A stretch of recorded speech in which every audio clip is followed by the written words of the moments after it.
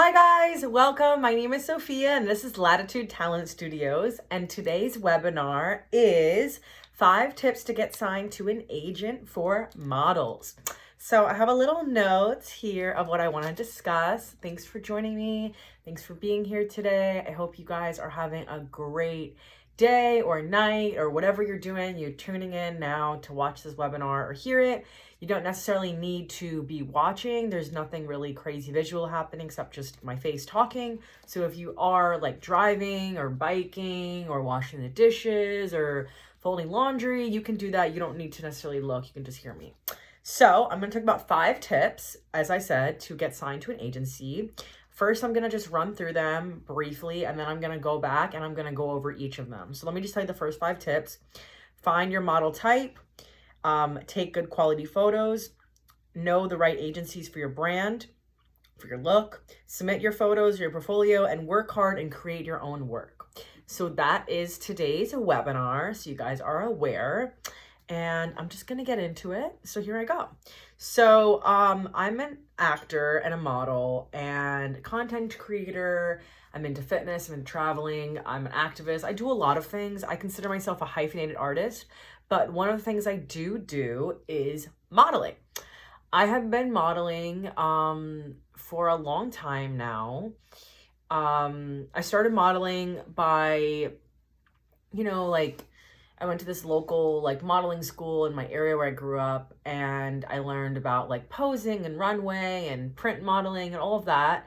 And then I moved to New York for college, and I've been here ever since, and I learned about modeling and acting in the professional, mode of everything. So the first tip is to find your model type. So this is really important because branding is super important for any company, marketing, but especially when you are the product, you are what you're selling. Like if I'm going to Victoria's Secret and I'm going to buy, Bath and Body Works, and I'm going to buy this spray, I know that Bath and Body Works is going to be selling spray, and I know that Victoria's Secret is going to be selling underwear. Now, if I'm going to CVS, they're going to be selling sunscreen and hand sanitizer and candles and sunglasses and everything. But as an actor or model, what am I selling? Good question. Well, you're actually selling yourself. You are the product. You as the model are the product. The product is your skin, your eye color, your hair type, your hair color, your hair thickness, your skin color, your weight, your body type, your voice, your style, the way you carry yourself, the way you speak, your accent, where you live. And after you figure all of that out, which obviously is just how you look, you figure out where you fit in terms of what brands.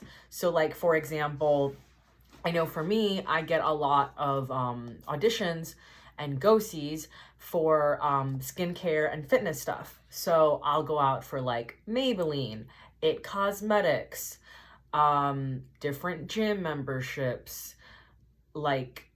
gym things that are supplements, helping people lose weight, that kind of stuff. So I tell you that because my hobbies and interests match what I go out for. There's some people who are actors and models, and who they are as a human is not really who they present themselves in the room. But for me, I'm pretty consistent with who I present myself and who I am as an actor and model. So like I said, I love traveling. So I got an influencer thing for these little pouches that are supposed to organize your suitcase better. So that's something that's relevant to me. I actually use it, and it's good for the company because I'm a real person. It's a thing. It's called real people casting. There are a lot of companies nowadays with millennials and being casual and conversational, even with voiceovers and commercials. They're trying to get into more of a, oh, these aren't actors or paid people, these are real people. And yes, that's true, but at the same time, people are still being paid to promote products, so let's not ever forget that. So what's really important to understand in this industry as a model and actor is that you are your brand, meaning you are your brand. So Iman, the famous supermodel, her brand is her. We know that she can do any brand, right? She can model for any brand. When you think of her, you might think of 3 words or adjectives, like strong, fierce, and unique. And tall, obviously, is probably one of them. But when I think of Nike, the sneaker brand, I think of athletic, driven, just do it is their slogan. And reliable. I really like their sneakers. I wear them a lot. So I bring this up because when people think of you, you need to have clear branding. You never want to be random, but you want to be able to be I said able to be twice. You want to be able to be marketable to a lot of different companies. But for example, if you if you're a huge meat eater, I don't really know if you might be marketed as more of a vegan. If you're really into wearing leather jackets, a vegan company probably might not book you, and that's fine. That's your branding. It's good to know. So if you're really into crystal jewelry and there's a company out there that's selling crystal jewelry on Etsy and they need a model, you might be really good for that role. So it's important for you to know who you are, and knowing who you are is tricky because you're auditioning and you're saying, book me, cast me, I should be in your commercial, I should be in your ad, I should be in your runway fashion show. But you also want to have your own sense of self. And it's really important to have a sense of self and know who you actually are as a human in this industry, because you have to know what you're bringing to the table. So I want to go over branding, which I just did. And I also want to go over different types of models. So finding your model type, there's different kinds of models. I am 5'1", so I'm considered a petite model. Petite model is anyone who's 5'7" and below. Even though 5'7" is pretty tall for a female, according to the modeling standards, 5'7" is petite. So that's that. If you're 5'8" or above, you can do high fashion couture. A lot of high fashion couture even want you to be 6 feet, which is crazy. And a lot of high fashion couture only do sizes 0 and 2. 4 sometimes is pushing it, and 6 is considered plus size by some people, and 8 is definitely plus size, anything above that. The thing about the modeling industry, it's been changing, so a lot of things are very subjective, which is tricky to understand because I am into fitness, but I have more of a curvy body type, so it's interesting because I don't really necessarily fit in one category with my modeling, so I literally write my measurements in every application I do so people know this is what I look like, and I also write I work out.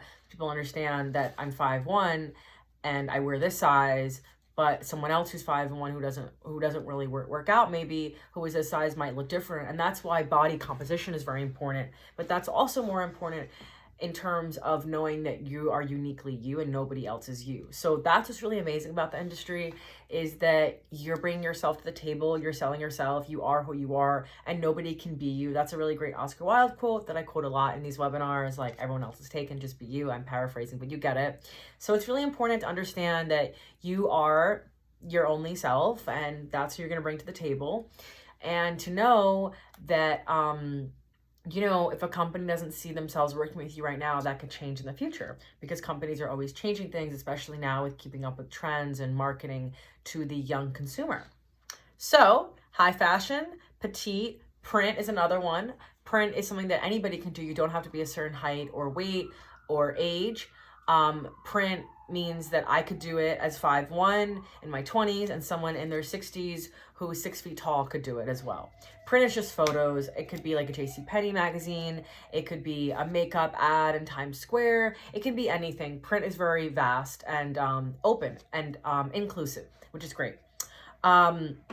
Alternative is another kind of modeling type, which is someone maybe who has a lot of piercings or a lot of tattoos or has crazy colored hair, or maybe is a person with disabilities like a limp, or has a prosthetic leg, or might have Down syndrome, or might, have one eye. These are just things that are considered alternative modeling. There's nothing wrong with these people. I have toe thumbs, which is weird, but that's who I am. And that is something that I can market if I wanted to. And believe it or not, I do a lot of hand modeling with my little thumbs. So it's pretty amazing. But knowing your model type is very important, and your branding. You never see a successful brand be unsure of who they are. When you think of big companies that are very successful, like Starbucks, for example. Now, I'm not really the biggest fan of corporate America, but at the same time, corporate America can teach us a lot about ourselves as being a product and from a business standpoint. So when you think of Starbucks, what do you think of? What are 3 words? I'll name some right now that I thought of. I think of convenient, fast. Convenient meaning they're always available. There's so many of them. Fast because it's supposed to be in and out, even though the line is long. And number 3, my 3rd word would be the logo, the lady, the mermaid lady, the green lady. So those are 3 things that are pretty clear about Starbucks. Like when you think of Starbucks, you don't wonder if they sell soda. You know they sell coffee and tea. Yes, they might have like sparkling water, but they're not known for that. They're known for coffee and tea. When you think of Purell, the hand sanitizer brand, you think of fresh, clean, hand sanitizer, sanitizing. So you don't really necessarily think of candles or sunscreen or fashion. You think of sterilization, you think of hospitals, doctors' offices, you know, like tissue boxes, medical shit, masks. Sorry, I meant to curse. Medical stuff. Okay, great. So that's what I mean in terms of the companies and, you know, the branding. So when people think of you, you want to make sure that they can think of clear adjectives for you, so they know exactly who you are and they know exactly what they're gonna bring. Now, yes, you want to be like able to be diverse and be seen as multiple facets and play multiple roles and be in different companies, but at the same time, if you have the quote all-American look, which is pretty subjective, meaning you might be in a Coca-Cola ad or you might be in a Walmart ad. Like for me, I am currently in a Walmart commercial, a Nathan's hot dog commercial, and a Minute Maid commercial. And those are all pretty all-American brands, so I guess I have an all-American look, but I've been told I have a commercial look. I've also been told I'm ethnically ambiguous, which I am, mixed ethnicity, which I am, different looking, old Hollywood. It's really subjective. This is a business of opinions, and it's really important to understand that this business is of opinions, so you might not always know, you know, like what you're going to be told, but I think it's important to try not to take things personally. Like 4 things that I really try to use my life and uphold something with are the 4 Agreements, which is a book that's great. It's really short, but it's a pretty intense read. I'd really recommend it for anybody in this industry. And the 4 Agreements are not in the order they are, but I'm gonna tell them anyway. Are be impeccable with your word, always do your best, never make assumptions, and don't take anything personally. So that's very important because in this industry, we're going to be told a boatload of crazy things, good things, bad things, things that make no sense, things that might make you think you got the role when you didn't. You never can know. So it's just very important to ground yourself and take care of your mental health, which brings me to one of our last points, but I'm not going to get there yet, which is work hard and create your own work. But first, number 2, second tip is take good quality photos. So why is this important? This is important because if you're literally pursuing a career in the modeling industry and you don't know how to take a good photo, meaning the photo is not clear, you're not in focus, the background is distracting, your clothes are distracting, the photo is serving the photographer and not serving you as the model, then the person who's looking at your portfolio or your work or your photos or your Instagram, whatever it is not going to be able to see you for you. They're going to be distracted by things that are in your control that you should have under your control, and they should not be impeding your growth or allowing somebody to not see who you actually are as a model / actor. So what I mean by this is if I have a photo and I am not in focus, and the background is in focus because of the depth of field being off, or the person not being able to focus the camera who's behind the camera, or you not being able to self-time and focus your camera, it's not going to look good. I don't want to look at the photo. It's going to hurt my eyes. Do I want to do that? No. Okay. On top of that, you need to have good lighting. Right now, I have great lighting. I have a ring light. Yes, I have a shadow behind me, but it's not really that important. It's just, you know, a cute webinar about this, so it's pretty simple. But if I was doing a whole production, I would have lights all around me, and I actually do have lights that I can pull out to show you guys if I really wanted to. What I'm telling you is that being well lit, being in focus, and not having anything distracting is super important for taking a good photo. There are some photographers out there who will take photos of you and who will literally just be trying to show that they can do a cool technique with the camera. That is not helpful for your portfolio. That is helpful for their portfolio. So when you work with photographers, you want to get a sample of their work. You want to ask, thank you so much for wanting to work with me. I would love to see more of your work. What have you shot recently? Who have you worked for? What events have you done? What kind of camera do you use? What kind of lens do you have? Do you prefer to shoot inside or outside with natural lighting?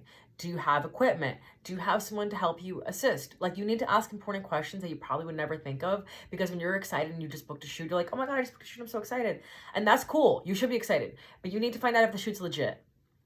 There are a lot of people in this industry who will try to scam you and then on top of that, will not be good photographers. And it's like, what? No.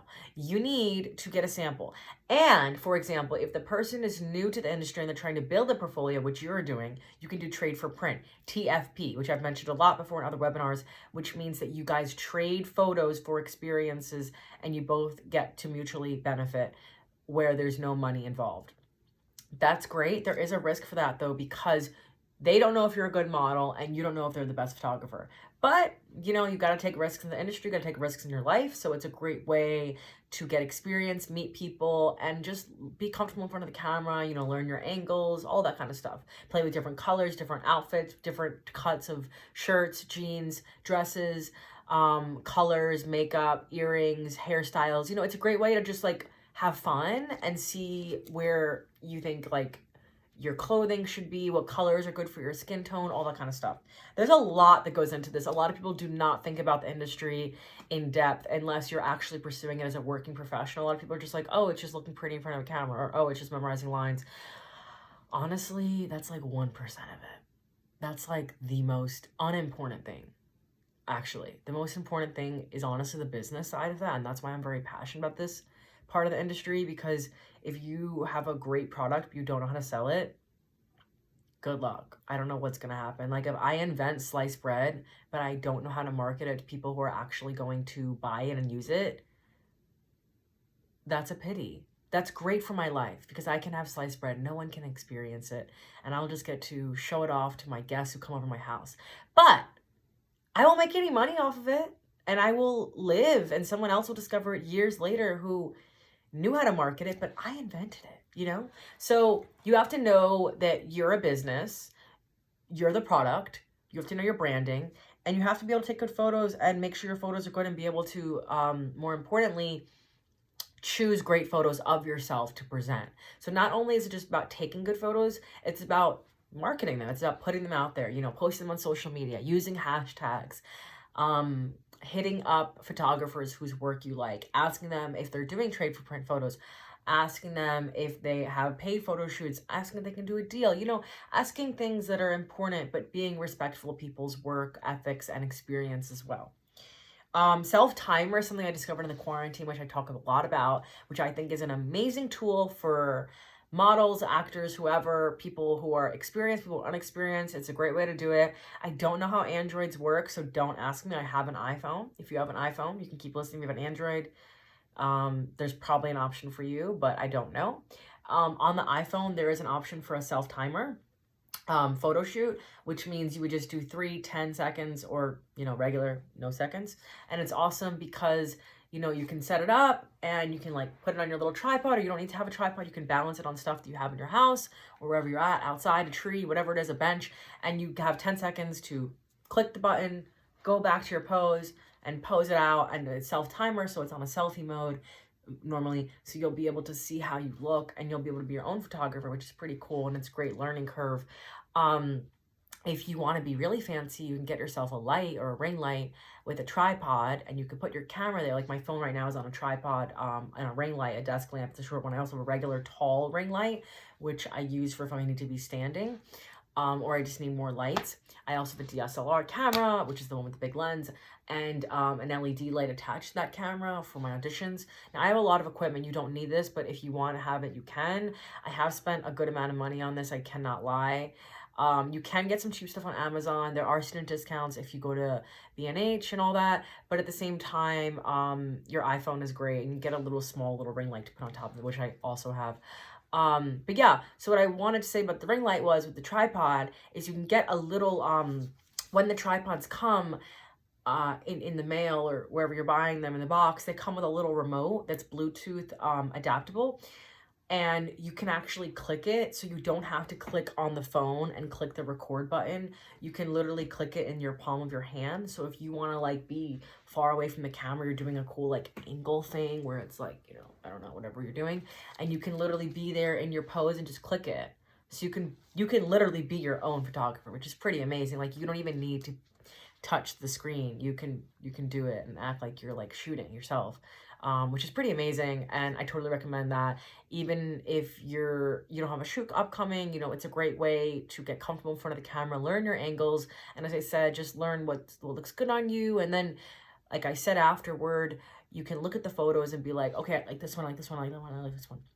And then you can choose which photos you like, and you can see which poses you look better in and which brings out your eye color, and make sure there's no shadow on like your whole face. You know, you want to be, you know, if you have natural light, you want to be having the light come on you, not behind you. You don't want to be backlit. So these are like basic things that you'll learn, but honestly, it's all by doing. You know, you can take a lot of lessons in a class, you can read about it, you can watch YouTube videos, but honestly, you're going to learn the most from using what I'm telling you and going out and doing it. You want to be getting your hands dirty. You want to be shooting yourself with the camera. You want to be seeing how you look. You want to be reviewing your photos, and you don't really want to edit them entirely crazily.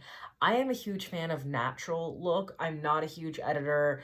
I don't really even know how to edit, to be honest with you. I don't edit a lot. Sometimes I'll put a filter on something, enhance the color, make it brighter, maybe make it black and white, try to adjust some things here and there. But honestly, I don't know what I'm doing. I don't necessarily need to learn it, in my opinion, because I try to present myself who I actually am. The worst part about being a model, if you're untruthful, is showing yourself with having white teeth and then meeting someone in person, your teeth are yellow. And I'm not being mean, I'm being honest with you, because people will notice those kind of things.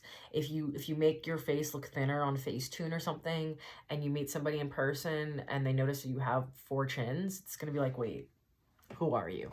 So you want to be truthful, you know, you don't want to like Photoshop and enhance your body in a way that doesn't actually look like your body, because, you know, the camera doesn't lie. Like if you are on video doing a modeling commercial or a photo shoot with video or a, you know, acting commercial, you know, it's pretty hard to edit a video. It's easier to edit a photo, which is a still frame. So you want to make sure you're being truthful, you know, like if you're always going to wear a sports bra and then all of a sudden you have a push-up bra on, you're going to look different. And that's fine. That's natural, right? That's not you editing your photos online and adding a whole cup size, you know? So I really would encourage everybody to be more natural. I know in this Instagram age, it's kind of hard because everyone's like looking at fake bodies and like editing, but you know, it's going to be better for your mental health, and it's going to make you compare yourself less to people who are not even real. And on top of that, you're going to be seen as more of a genuine, authentic person, because, you know, when I buy like something at a store, I want it to be real, right? Like I don't want to buy a coffee with milk and sugar and then it doesn't have milk and sugar, just a coffee, right? That's like kind of like fraudulent in a way. I'm kind of far-fetching this analogy, but you'll understand what I'm saying. So if I am casting a photo shoot for Nike, and the girl who I'm casting looks great on her photos, and she has the athletic body type that I need, which is great for the company, and then she comes to the shoot and her muscles have depleted, have atrophied because she hasn't worked out or she had an injury or something, it's not going to be the person I cast, the person I thought they were coming to see me as, and I'm going to be a little like, I don't know about this. Why is she being dishonest? And honestly, people are not judging you. Like if you're a plus size model and you're trying to look thinner, you should not. You should look the way you look. You are beautiful the way you are, and you should market yourself as who you are, not trying to be somebody else. As I said before, everyone else is taken, be yourself. So your photos need to look like you is what I'm trying to say. Like if you dyed your hair and you're now a blonde when you were a brunette, you need to update your photos. And that's what's annoying about this industry. So you have to make sure you're actually like, you look how you look. Like be honest and, you know, look genuine. Don't put a dog face filter on. We don't need that. Nobody wants that. No one's going to book that, you know? I mean, I'm not going to lie to you. When I see people with filters, on like a lot like heavily filtered, I'm like, what do they actually look like? I don't trust them as much. I'm not gonna lie. I'm like, I don't know about this person. But yeah, that's my opinion. Okay, number 3, the right agencies for your brand or your book. Your look, not book. I wrote look, but I said book. You know, I can't read my whole handwriting. It's very exciting. Okay, so the right agencies for your look. So, for example, there is a company called Funny Face that specializes in, I guess you could say, alternative modeling, acting, people who look different, people who might not be the most traditionally beautiful, right? There's another company that is now rebranded, but was called Ugly New York, and it was for people who were ugly. Not really. There's beautiful people in the agency. But the point is that they specialized in people who were not 5'8", blonde, size 2, blue-eyed. You know what I'm saying? So there are different types of agencies. And honestly, there is an agency out there for every look and every type of person. The industry has changed. It's really expanded in a way where we're including people that should be included, that always existed, just were never represented. And I'm a big fan of representation and people being in front of the camera and people being shown, like people growing up and being able to see themselves on TV and on the industry and social media and all that. Like, we need to see everybody who exists out there, because if we're only seeing certain people who exist, then we're not going to believe that we can actually do what we can do when we look the way we look, right? I'm a huge fan of inclusivity and, you know, activism and all that. So there is an agency out there for everybody. For example, Ford Management, huge modeling agency. They're normally for couture. They do like the traditional runway models, tall, skinny, etc. But there are industries out there for everybody. Wilhelmina has a great petite division. You know, you want to contact them, ask if they have a child division, adult division, young adults. There's some agencies out there that specialize just in ethnically ambiguous talent. There's one called, I think it's multi-ethnic groups or something like that. Like there's agencies that are very peculiar because everybody has a niche that they can fit in. So that's important. Number 4, submit your photos portfolio. I already touched on this, but you want to make sure you're posting your photos. If you create a beautiful work of art and no one sees it, that's okay. That's for you. But if you're pursuing this industry, people have to see you. They have to see your art. They have to see your work. They have to see your photos. They have to see who you are and what you're putting out there. So post your photos on social media. Use hashtags. Submit your photos. Send in your resume and your headshot to acting and agencies and modeling agencies. Send your portfolio link. Send your Instagram link. Whatever you have. Make a TikTok. Make videos. Use hashtags. Go viral. You know, there's so many ways that people can be noticed nowadays. It's kind of saturated, which is hard, because it's like, okay, how can I get noticed? Because there's so many, you know, people getting noticed. And that shouldn't discourage you. It should encourage you, but not in a competitive, I should be the only one out there. Honestly, I really like to believe that there is room out there for everybody and there is work out there for everybody. Even though the industry's numbers feel daunting and like the odds are against us, if you keep pushing and know that it's a numbers game, you will get work. You will be a working artist. And that leads me to my last and final point, number 5, work hard and create your own work. So, like I said before in other webinars, we don't want to sit around and wait for people to employ us. That's just not healthy for anybody. We really don't need to do that. We want to create our own work. We want to have the light underneath us lit. We want to make sure that we're producing work. We're having little self-timed photo shoots. We're having friends create work with us. We're making scenes. We're going out to fun events and we're meeting people. We're networking. We're doing Zoom things, whatever you want to do, whatever makes you feel comfortable in this crazy time. We are finding cool locations and museums to find some great photo opportunities at. If we like a cool street corner, a cool stoop, a cool street with cars, we're gonna go there. We're not gonna let anything limit us. We're gonna be creative with how we make our work, how we get it out there. We're going to keep in touch with people. Like, it's not about just meeting people, networking, giving your card, and making social media networking and following. It's about maintaining connections and building those relationships. You know, Merry Christmas, Happy Hanukkah, Happy New Year. How was your holiday? I just produced this new short. I would love for you to watch. I just had a new photo shoot with Timberland. I would love for you to see it. I hope you had a great President's Day weekend. Would you like to grab a coffee with me? I would love to hear about what work you've been doing. How was your New Year's? What did you do? You know, we want to maintain friendships. It's not about just planting seeds and letting them grow on their own. We have to nourish the garden that we're making with the industry and our connections. And it can be very discouraging and very hard in this industry. So it's really important to take care of ourselves with our mental health. You know, if you want to meditate, if you want to journal, if you want to exercise, go outside, go for a walk, talk to friends, listen to music, all healthy coping mechanisms that are available to you that are free. And on top of that, having hobbies. You know, people love to ask models and actors, so what's your story? Or what do you like to do for fun? Or who are you? What do you like to do besides acting and modeling? People love to ask these questions because they want to get to know who you are. They want to get to know who you are because, you know, you are an actor and model, and that's great, and that's part of who you are, but it's not the only thing about you. Like I said, I'm a hyphenated artist. I do a lot of things. Last night I had a great time. My friend invited me to a paint and sip. I made this little painting. I'm very abstract, you know, I don't really pay attention to the lines, and I just had a great time, you know, and I'm not a visual artist per se. I'm not a painter, but I went, I had fun. I did something fun and different and creative, and I had a great time. And maybe that's not something I'm going to pursue, but it's a hobby that I like to do for fun.